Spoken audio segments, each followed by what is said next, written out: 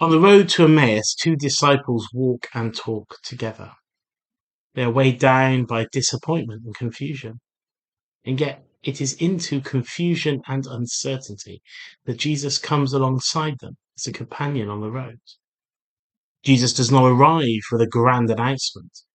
Instead, quietly and almost unnoticed, Jesus himself comes near and goes with the disciples.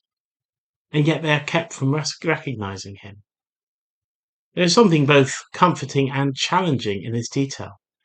It is comforting because it reminds us that Christ is present, even when we are unaware of him being with us, walking with us in our confusion, in our grief, and in our questioning. However, it is also challenging because it suggests that we may often be unable to recognize his presence, even when he is close at hand. So why are the disciples kept from recognizing Jesus? Perhaps it is because they were previously looking for a triumphant figure who would redeem Israel in obvious, unmistakable, and expected ways. Perhaps the disciples have carried the same expectations that the crowds carried when Jesus triumphantly entered Jerusalem, that he might overthrow the Roman oppressors and make Israel great again.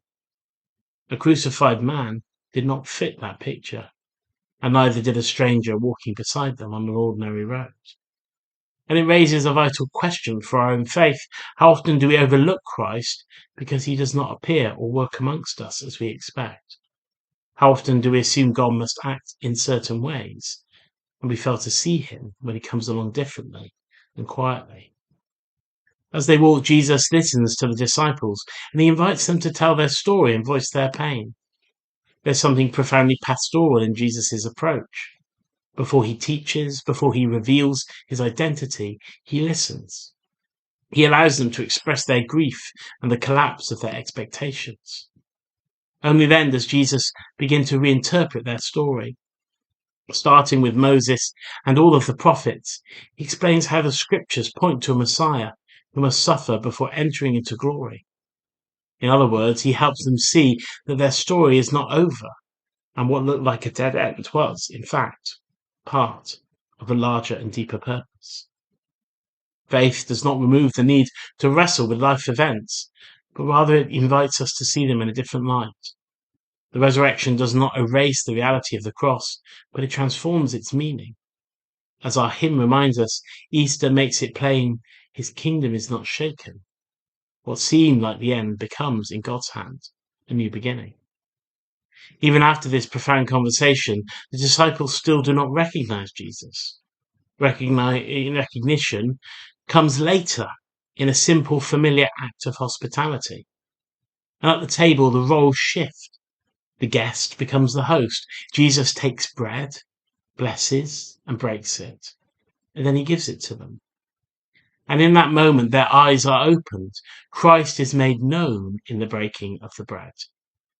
Then just as suddenly as he was recognized, he vanishes from their sight. Yet for the disciples, everything has changed. Looking back, they realize that something has been stirring within them all along, a quiet awakening and a growing sense of hope. This too is familiar to the Christian journey.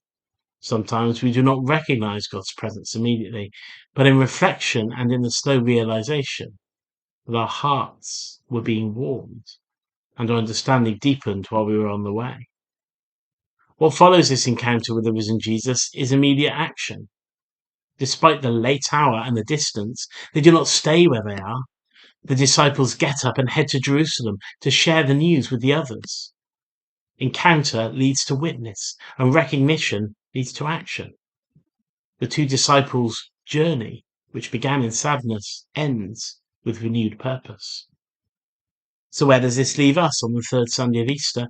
Well, perhaps you are on your own Emmaus road today, walking, talking, and trying to make sense of things that feel broken.